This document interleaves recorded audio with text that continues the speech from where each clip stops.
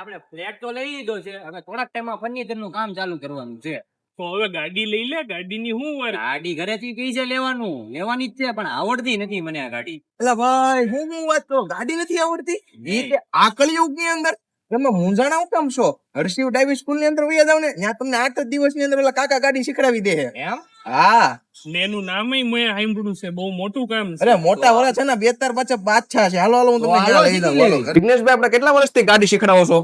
ગાડી છેલ્લા હું 10 વર્ષથી શીખવાડું છું. મારા પપ્પા છે એ 20 વર્ષથી ગાડી શીખવાડે છે. આપણે ટ્રેનિંગ સ્કૂલની અંદર 8 દિવસ, 12 દિવસ અને 15 દિવસનો કોર્સ આવે છે, જેમાં આપણે રોજ રોજ પાર્કિંગ કરાવીએ છીએ, રિવર્સ કરાવીએ અને સતત આપણે ટ્રાફિકની ટ્રેનિંગ આપણે આપતા રહીએ છીએ. આરટીઓને લગતા તમામ કામ કરી આપો છો આપણે? હા, આરટીઓ ને લગતા તમામ પ્રકારના કામકાજ કરી આપીએ છીએ આપણે.